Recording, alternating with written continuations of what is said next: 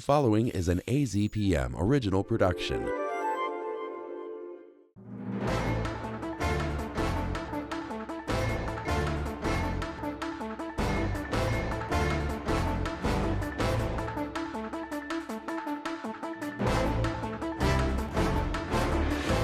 Hello and welcome to this latest edition of the Press Room from the radio studios of AZPM. I'm Steve Goldstein. Coming up on the program, we'll talk about a visit to Tucson by U.S. Senator Cory Booker and discuss the ongoing legal battle between Attorney General Chris Mays and Fondamonte over Arizona's water supply. With me to talk about these and many other issues are John Washington of AZ Luminaria, Natalie Robbins of the Tucson Sentinel, Tim Steller of the Arizona Daily Star, and Zac Ziegler of AZPM News. Thank you all for being here. Tim, we have a new member of the Pima County Board of Supervisors. No big surprise, but what do you make of this election? Well, yeah, so Andrés Cano was selected by a unanimous vote. And I think what was surprising about it was that it came so quickly. It was prepared in advance. And we all kind of thought that he was going to be the guy. But yes, the chair, Rex Scott, even had a speech prepared to, explain. And this is obviously before he was supposed to have discussed it with his colleagues. So they all knew who they were going to vote for one way or the other. And he came in, Andrés, and immediately acted like a supervisor. Yeah. John, what do you make of the choice? I mean, I think, you had a pretty astute column, I think, a couple of weeks ago, Tim, about that we shouldn't just see it as inevitable. Mm-hmm. But, I think it sort of was. Yes. And, he really comes very well trained, mentored, seasoned to fill a role such as this. He was in the state legislature. He went to Harvard for further government studies. Then he was the liaison between Tucson and the federal government. So, I mean, really, he has the, experience to fill this role. And Tim, a more recent column, you talked about how you think he may behave as a supervisor based on who his mentor was. You said the first day seemed to indicate he was going to follow in the same way. Talk about that a little bit. Yeah, well, I think he would have said this in advance too, but Richard Elias is who he grew up under at the Pima County Board of Supervisors, and he still is very close to, Richard Elias then died in 2020 unexpectedly. That's what led to Adelita Grijalva eventually getting the seat. So, I talked to Richard's brother, Albert Elias, who's a well-known guy here in town, and he said he sees, three things in them. That the sense that they know where they're from, that each of these two, Andrés and Richard, share. They know where they're from, they respect their elders, and they listen. I think he is, Andrés, a bit of a young old man, it's a young old man. And it'll be interesting to see how he adapts and shows that youth as well. Yeah. Natalie, what are your thoughts on this? Because he is someone who was sort of rubber stamped, and yet he does bring his own character to the place. Right. I mean, I know that sometimes they want to appoint someone that doesn't plan on running, but I imagine that he'll probably run for the seat. I'm sure it'll give him a leg up.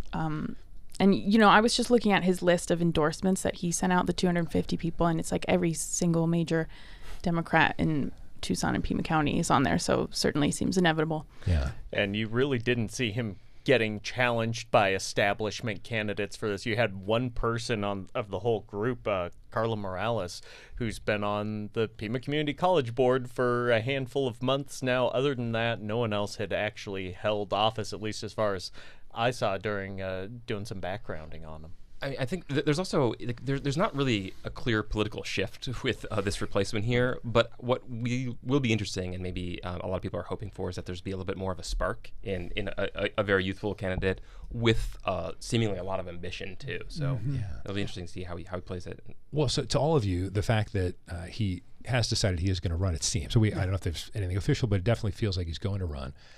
Should we expect much competition or no?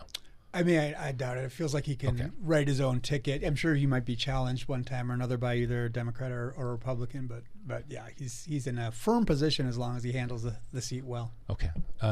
Let's move on to 8 candidates officially making the CD7 ballot to succeed Raul Grijalva. We know officially 5 Democrats, 3 Republicans, and Zach, that includes a couple of big names who we've addressed before, obviously Adelita Grijalva and Daniel Hernandez. Mm-hmm. What do you make of it? Do you think it's probably going to be a two-person race there, or could Deja Fox make a difference there? I am curious about that one. Deja Fox might get in because of her experience working on the national level. But by the way, if Wikipedia is to be believed, happy birthday to her today. She just turned 25. Oh, so yeah. I was going to refer to her as 24-year-old Deja Fox. So thank you for that. Well, there you go. Yeah. You got to get that updated. But then again, once again, relying on Wikipedia.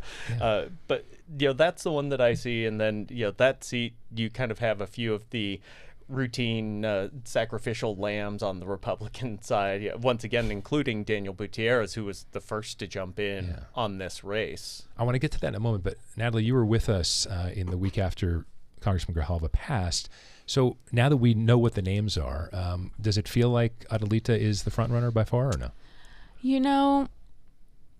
I'm not sure. I think Tucson politics kind of operates in dynasties a lot of the time. I mean, if you look at, after Gabby Giffords resigned, it was Ron Barber who took over for her. I think a lot of the time, maybe when somebody leaves, kind of tragically, the next person, the person that's kind of rubber stamped by them has a huge advantage. So I think she does. But I also think, I wouldn't count the other two out. Okay.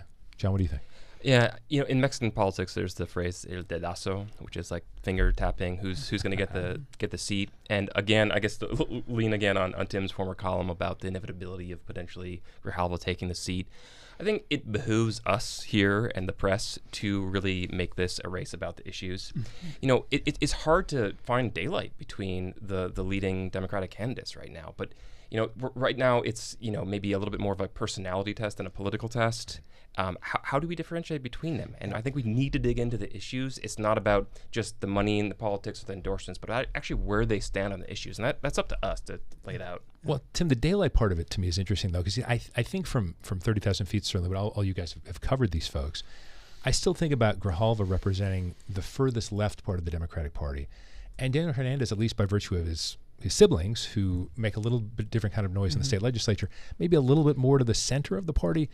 Is there daylight there potentially? Oh, yeah, okay. for sure. What issues would come to mind? Yeah, I would say some of the. I would call him more of a Chamber of Commerce Democrat. Not totally. That's a little, but it's a little closer to where he is. And although I wouldn't put the Grijalvas on the farthest left either, I know the people on the furthest left would say they've compromised too much on some things. So I would say business issues would be one thing. The Grijalva faction tends to be very much going towards social justice and all that. It could be Israel will be a big issue. Daniel Hernandez and his sisters are big defenders of Israel, and it's probable, I think, that we'll see a different point of view from Adelita Grijalva and some of the others. And in a district like this, obviously a left of center district, does that matter? I don't really know if it matters, honestly. Okay. Zach, what are your thoughts on this going forward with this group? We mentioned Deja Fox, but the other two, do you see daylight there or no? There's always a little, and you have seen the Hernandez family kind of breaking with a lot of the institutional Democrats in Pima County and some of what they've done. So, we saw them coming out against the sales tax in Tucson, and so maybe that's going to be a bit of what we'll see here, is kind of trying to be the anti-establishment part of the party. Yeah, ironically, the anti-establishment part of the party is the centrist part, whereas usually you would think of it as the leftist or the rightist part. Absolutely. So, Natalie, I think it was one of your colleagues at the Sentinel wrote about this could be a very expensive race. Not asking for specific numbers, but it feels that way, doesn't it? Yeah. I mean, this is going to be competition. People are really going to... John, what are your thoughts on that? Could be a lot of money. I mean, we have the numbers from Hernandez only so far, so we'll see. I mean, there's a machine, maybe a national machine behind Grijalva, as we've already seen. So, we'll find out very soon. Well, and one would think, Tim, once you get into that seat, you've got it for a while, so you would like to get it, and you spend as much as you can to get it the first time. Right? Oh, yeah, for sure. To be a little cynical politically, but yeah. Totally, yeah. I mean, the first time is key, and then the second time you're golden. I think the general understanding. After that, it's supposed to be smooth sailing. Yeah, I mean, you could really see in the past there was not a lot of fundraising on the part of Raul Grijalva often done, and I think those same campaign signs were used for at least 4 or 5 cycles. The mustache. Yeah. Right. And before we move off this, and Zach, thank you for mentioning Mr. Gutierrez. John, I'm going to toss this to you. the fact that we are seeing such a changing of the guard, obviously the district has not changed, but the fact we had someone who is an incumbent, very successful, beloved incumbent who has passed away, does that give Gutierrez any daylight in the general election if he were to win the primary on the Republican side? I think that would be a big surprise if he, even gained a few points from the last time he ran. I mean, we'll see, but I'm not expecting it. Yeah. No, I agree. It's a very long shot for a Republican in that district, no matter who the Democrat is. Not sure there's much to talk about with Senator Cory Booker coming to Tucson, because this is just sort of another drop-in by a well-known name. We saw so much of that last fall. But Zac, let me just ask you the significance of someone who has just did that amazing speech, broke Strom Thurmond's record in the Senate. He has run for president before. Who knows if he'll do it again?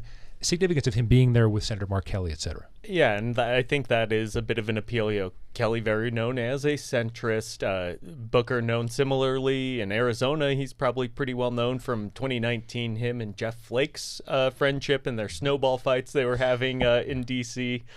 And I kind of wonder about that. Now, what will get interesting is his term is up as a senator in 2026. That comes before, so okay, we might see a little bit going on there as to how he handles it. There is, I found out a website that I couldn't figure out who has it registered, corybooker.org, that is urging him to run for president, and the who is listing on it has been anonymized. Okay. Oh, really? Natalie, let me ask you, because it follows just a couple weeks before of Senator Bernie Sanders, Representative Ocasio-Cortez. Tucson's a hotspot again. What do you make of these big names being here? To me, I think that the left is really trying to drum up a certain kind of energy right now. I think, especially, with Bernie Sanders and AOC, I feel maybe kind of trying to rebuild the Democratic Party a little bit. They've seen that clearly it's not working the way it is. So, John, comparing Booker to Sanders and AOC? I mean, 25 hours. So could Sanders manage that? I don't know. He's done pretty well.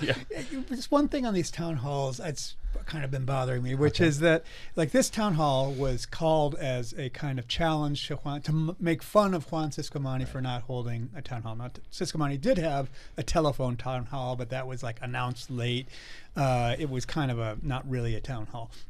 But on the other hand, this one wasn't really either in some ways, because the way you got tickets was through some specific Democratic Party channels. You had to be kind of an insider on a given mailing list in order to know to RSVP. And then by the time any broader public knew how to RSVP, it was too late because the tickets were sold out. So it wasn't like they announced to anyone that you can come to this town hall. It was a very selected group of people. More rally than town hall. And I mean, what do the constituents want now? I mean, I think they are receiving criticism. Both parties are receiving criticism. One, obviously the Republicans, we've seen these videos of them being lambasted by their constituents. And the Democrats, I mean, what is there? They're maybe getting spurred on a little bit to do a bit more, but there hasn't really been much of substance that I've seen, at least, coming from these. That seems fair. Absolutely. All right. Earlier this week, Tucson attorney Matthew Green filed 2 suits in federal court on behalf of a pair of students who had their visas terminated. John, let me start with you. There's been obviously a concern on a number of campuses, including where we are at the U of A. This lawsuit seems at least like some way to try to fight back, which a lot of people, we just mentioned town halls, et cetera. A lot of people, at least on the left, want there to be more fighting back against what's going on with the Trump administration and the policies. So without delving into the wording of the lawsuit, which I don't think anyone of us has actually studied, what do you make of the concept of this? I mean, we're in a situation where we're just trying to understand exactly what's going on here. We've been reporting about ASU for a while. U of A was not giving up numbers. They are still not giving up numbers, and yet we're getting them. And I think this is a private law firm that is taking a stance that we haven't seen the public universities or really clearly public officials here actually stand up to take. I've actually received messages from students asking me what they should do who have had their students revoked. And I think this opens up the obvious problem that the U of A or ASU really hasn't been clear enough. There is obvious fear on this campus. There's befuddlement about what's going on. There's just we don't have enough idea of how many students are having their visa revoked. We aren't really understanding why or what the next steps are. And when students are coming to me as a reporter to ask what they should do, I could put them in touch with some attorneys. But I think that points to a bigger issue.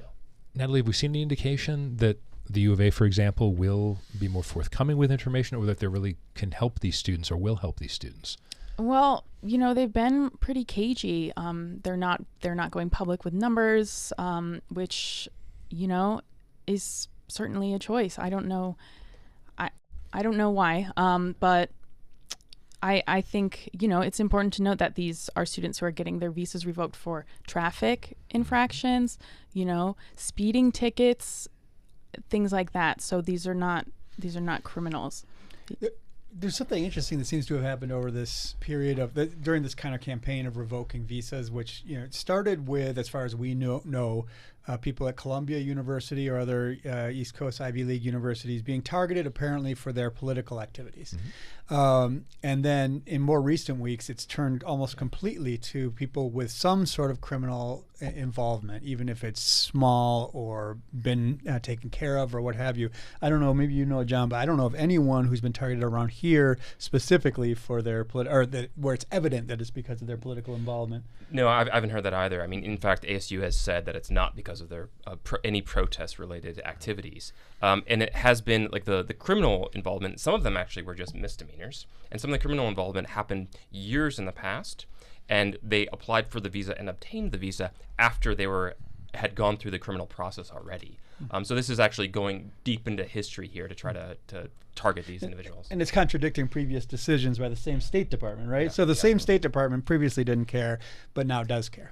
One other point, going back to the question about the lawsuit, what they're claiming is that it's actually unlawful that they're targeting these students. It is part of the SEVIS program, the Student Exchange Visitor Information System, I think, and they're revoking their status as students.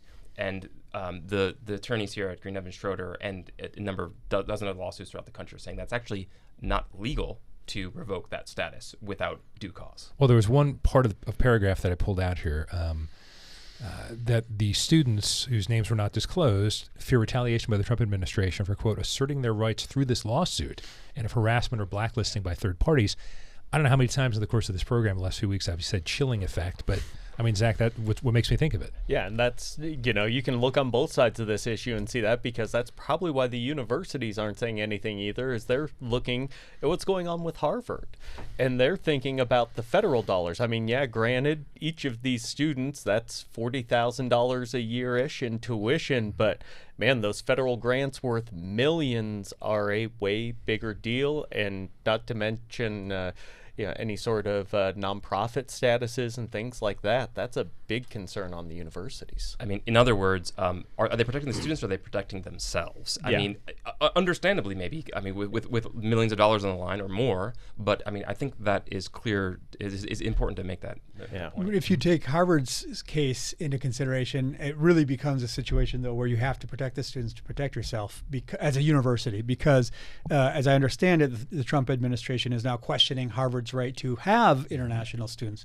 Well, if any of these universities doesn't have international students, that's maybe not quite as big a hit, but it's almost as big a hit as losing research dollars. Absolutely, financially speaking. Yeah, Tim, let me stick with you on this. A couple hundred people protested in Tucson in front of the Salvadoran consulate for a vigil for the Salvador national, Maryland resident who's deported. We've seen all sorts of headlines. I guess a U.S. Senator, Chris Van Hollen, actually sat down with him, so we know he's still alive. Give me an idea of what you saw when you were taking some pictures there. What was the vibe like there? Well, the interesting thing to me is that I have seen this consulate dozens and dozens of times over the years and never identified it as a consulate. I saw the Salvadoran flag. I didn't really identify it, but there it is near Craycroft and Fifth. It's the Salvadoran consulate, and so a lot of people learned that this week. And yeah, I mean, there's a general, I guess this individual gives a focal point for a broader concern, which is a concern over due process and shipping people abroad without giving them due process. Yes, it was all about this one guy, Kilmar Garcia Abrego, I believe his name is, or Abrego Garcia. I think we'll probably be seeing more of these, because I think there's a general frustration on the part, again, of people on the political left with the government of El Salvador. And lo and behold, we have a government of El Salvador office here in Tucson. Yeah, John, I want to ask you to follow up, but let me ask you, Natalie, first. What struck me is that, I don't know if you saw this, but El Salvador's president was in the White House with Donald Trump and said that he didn't have the power to do anything, and now Donald Trump says, oh, even though the Supreme Court says he should do it. All of that, again, I'm going to say chilling again. That was something that was a little strange to see, wasn't it? Yes, I think, yeah, I did see that. It's, it's important to note that he wasn't deported because deportation is a legal process, and when you are deported, you are sent to your home country to live. Mm-hmm. And he is in prison, and he's never been charged with a criminal offense, and he didn't have his day in court. Those are the facts, and no one, the Supreme Court unanimously ruled that it was a mistake, and the administration admitted that it was an administrative error, and still nothing is being done. Yeah. That's just the objective facts of the situation. John, you worked for a Salvadoran media outlet. Can you give us some insight there? Yeah, El Faro. I think there are compounding issues of lack of due process here. One is obviously the questions you're just raising, Natalie, about, not truly a deportation, but also you have to look at what's happening in El Salvador. There are, I think, over 30 extensions of a state of emergency that have been put in place by Nayib Bukele, the president, since 2022. If you go back a little bit further, Bukele, sort of like a preview of the Capitol invasion, he actually ordered armed guards to take over the House of Congress briefly. And where these people are being sent, the Venezuelans, and in this case the Salvadoran, are being sent into this center for confinement of terrorists, supposedly, and they have been denied basic due process. Some of them aren't charged for a very long time. They are basically held incommunicado from lawyers, from family, and people are effectively disappeared into this prison. And that this is the model that the Trump administration is willing to use to send back people not yet even charged with crimes, I think is really alarming. Yeah. And the compounding the alarming nature of this is the fact that first, Donald Trump has said he wants to send American citizens there. And second, the logic that sent Kilmar Abrego Garcia there, the same logic could leave any of us vulnerable, because if they say they made a mistake and they can't do anything about it, well, they can make a mistake with you or me or any of us and not do anything about it. And we end up in this prison in El Salvador. Well, and that's one of the things, too. Even if, I suppose there are people who even agree with some of the administration policies who are still a little bit put off by seeing people in dark masks and dark vans just automatically coming up and pulling someone off the street. I would think most people would be a little bit concerned about that. Sure, yeah. I mean, it has echoes of every authoritarian dictatorship of the past. Yeah. Zach, what are your thoughts on this? I mean, what if the Trump administration continues to defy the courts? Yeah, I mean, that is the question. And we have seen a couple times like, oh, we don't have the ability to get him back here. It's like, well, you could have very easily put him on a couple of different planes by now where there was flights going direct from Washington to El Salvador that I'm guessing weren't full based on the fact that these were high-ranking government officials flying on them. So that is, there's a lot of performance to this and a lot of kind of willful pushing back on legal decisions. Yeah. Natalie, briefly, this is a little bit of a leap, but I thought your story this week was very interesting about folks who are still going down to Mexico to get their dental care. Mm-hmm. And the timing of it I thought was perfect in the sense that I guess these are people who aren't necessarily concerned about border policy or changing policy. They're still going to go get their cheap dental care? Yeah, I think a lot of them are. Some of the dentists I spoke with said that they are seeing a lot fewer patients than in the past. People expressing fears about getting back across because I know in Los Algodones, which is a huge dentist town on the border with Yuma, they've started requiring permits for Americans to get across, which creates huge lines. So people are sort of worried about that. I know Gallus, but I mean, I crossed back without any type of, permit. But I think... Did you have any work done or no? I did not. Maybe I should have, but... double dip. No, but I think it's interesting if the number will go down because people are afraid to cross, or if it will go up because inflation is making dental care so expensive in this country that people have to go to Mexico. you know? That's a fair point. I mean, I think it's also just important to remember our history here. I mean, these aren't even quite sister cities. This used to be a single city, and until the border cleaved it in two. And you know, researching some about the history of Nogales there, when they first implemented the border patrol and first started actually drawing the border line, citizens of ambos Nogales petitioned that they would put the checkpoint actually north of the city because they wanted to continue to live together. And so this is, you know, a further interruption of, I think, what we're seeing there. Okay, Zach, we're putting you in the spotlight. I promised you more than this. I'm giving you 90 seconds, though. You did so much great reporting on Fondamonte and water and whatnot. Now Fondamonte is trying to get a suit brought by Attorney General Chris Mays dropped. Give us some of the details as briefly as you can. Yeah, I mean, this is a nuisance lawsuit claiming that Fondamonte is causing problems for people who live in the area around this farm in La Paz County. This week, there was a response from Fondamonte to this requesting that it be dropped. They're saying that basically pointing to Arizona statute where it says, hey, if you're not in an AMA, you can pump as much water as you want so long as you're using it constructively. You're not just letting it run down the road. And growing alfalfa certainly counts as a constructive use, so that's their argument. We don't have anything as far as a hearing for when that will be heard. So 30 seconds, which is totally unfair to you. The Fondamonte thing got started by Doug Ducey saying, yes, Saudi Arabia, pay for some of our water? I mean, it just started years back when I guess they figured out, I mean, you can really go back and tap, and we trace the Arizona-Saudi relations to before statehood and before the kingdom was there. You know, they were sending people over here to the U of A to learn agriculture and having people from the U of A go over there to teach them agriculture. Wow.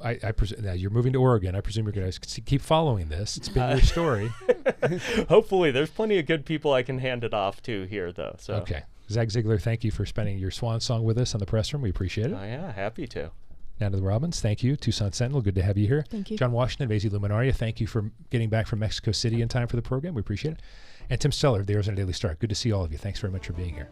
And thank you very much for joining us for this edition of The Press Room. We'll be back next week with another episode. I'm Steve Goldstein.